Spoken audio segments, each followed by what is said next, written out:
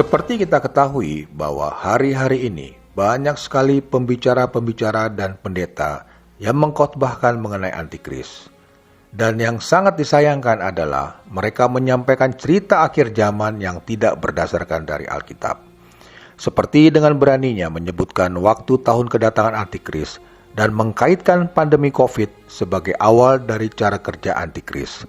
Bahkan menunjuk keterlibatan badan-badan dan organisasi yang ada di dunia. Dan ini sangat jelas dapat menyesatkan umat. Tetapi yang sangat disayangkan, banyak orang yang senang mendengar cerita kebohongan ini. Terlihat dari banyaknya artikel-artikel yang beredar di media sosial.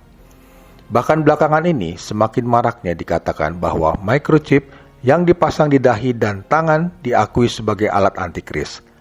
Apakah itu benar? Kali ini kita akan membahas apakah pemasangan microchip adalah alat dari antikris. Cerita tentang antikris sudah muncul dari zaman dulu dan selalu disesuaikan dengan kondisi keadaan zaman pada saat itu. Pastinya kita masih ingat, yaitu pada era tahun 80-an, di mana pada waktu itu ditemukan suatu teknologi baru, yaitu yang disebut dengan barcode. Dan setelah munculnya teknologi ini, maka dikaitkan oleh beberapa hamba Tuhan dengan pernyataan bahwa barcode ini adalah sebagai alat antikris karena mempunyai kombinasi angka 666. Padahal barcode yang beredar sampai saat ini tidak semuanya mempunyai kombinasi angka 666. Tetapi banyak para pengkhotbah yang meyakinkan umatnya bahwa barcode ini dicurigai sebagai alat antikris. Tetapi kenyataannya sampai sekarang kita memakai barcode itu dan ternyata hal ini tidak terbukti bahwa barcode tersebut adalah alat antikris. Oleh karenanya, khotbah-khotbah yang mengkaitkan barcode dengan antikris bisa dikatakan hanyalah untuk mencari sensasi saja. Karena tanpa berdasarkan sumber dari Alkitab, yang akhirnya terbukti bahwa yang dikhotbahkan itu adalah tidak benar. Tetapi semuanya sudah terlanjur. Karena banyak umat yang sudah disesatkan. Begitu juga pada waktu munculnya kartu debit dan kartu kredit, yang dikatakan bahwa magnetic stripnya itu mengandung angka 666, sehingga dikatakan adalah sebagai alat antikris. Bahkan kartu kredit saat ini sudah dipasangi chip sebagai penyimpanan data para pemakainya. Dan akhirnya tidak terbukti lagi hingga saat ini bahwa ini adalah alat antikris. Bahkan saat ini penggunaan kartu kredit dan ATM adalah sudah mendunia. Banyak para pengkhotbah yang hanya mengambil artikel-artikel dari internet dan bukan dari Alkitab. Bahkan ada yang mengatakan bahwa mobil dari mantan Presiden Amerika, Obama, yang diberi nama The Beast, yang adalah antikris. Lalu di manakah hubungannya antara penamaan mobil dengan antikris? Ada juga pengkhotbah yang mengatakan bahwa kondisi pandemi virus corona ini disebut sebagai konspirasi dari si jahat, yang nantinya lewat virus ini antikris akan memerintah di dunia. Dan semua orang yang di-scan di dahinya adalah latihan untuk dipasangi chip nantinya. Dan ini semuanya adalah penyesatan. Jadi, kenapa dikatakan penyesatan?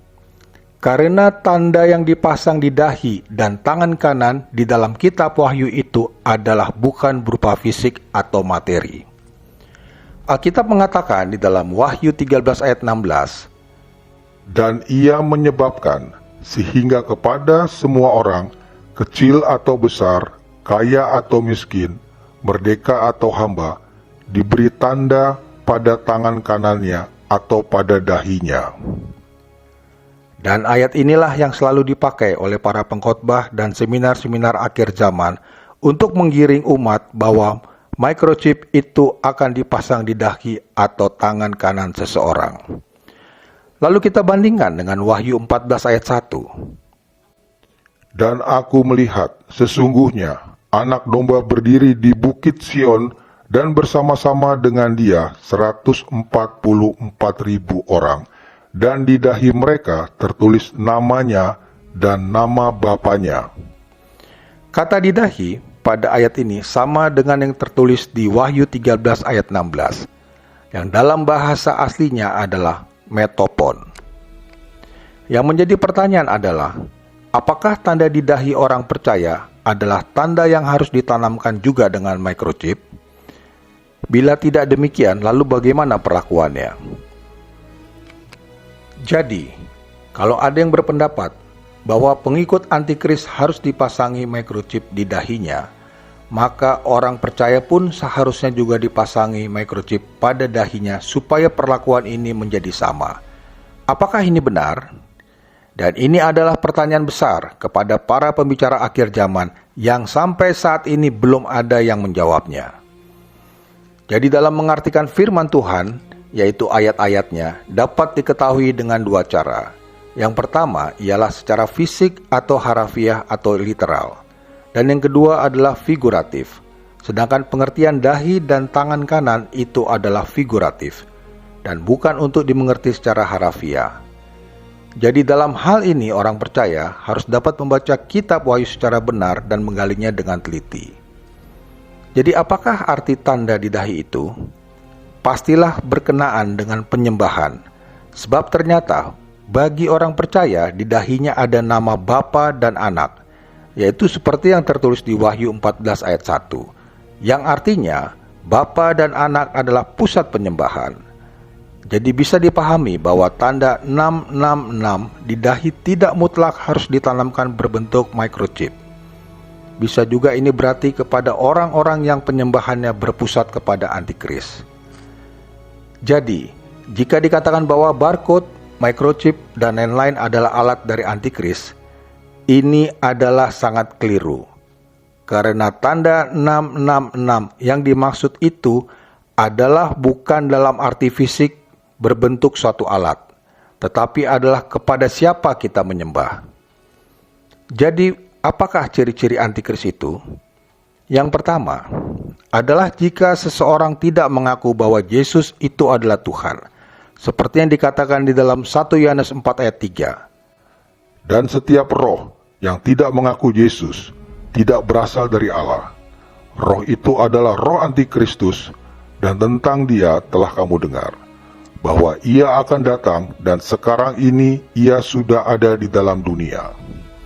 Yang kedua, jika ada orang yang menyangkal Bapa dan Anak, seperti yang tertulis pada 1 Yohanes 2 ayat 22. Siapakah pendusta itu? Bukankah dia yang menyangkal bahwa Yesus adalah Kristus? Dia adalah antikristus, yaitu dia yang menyangkal baik Bapa maupun Anak. Jadi dapat disimpulkan, microchip itu hanyalah perangkat elektronik biasa yang dipakai untuk kejahatan atau bisa juga dipakai untuk kebaikan. Misalnya, seperti sebuah pisau, dapat digunakan untuk kebaikan atau untuk kejahatan. Sekalipun microchip dipasang pada manusia, tetap tidak bisa mempengaruhi manusia, dan microchip tidak ada hubungannya dengan antikris. Selanjutnya kita akan membahas, di manakah kerajaan 1000 tahun berada? Bagaimana keadaan di bumi pada masa antikris? Bagaimana cara kerja okultisme? Apakah itu kuasa gelap? Sampai jumpa saudara yang terkasih. Tuhan Yesus memberkati kita semua.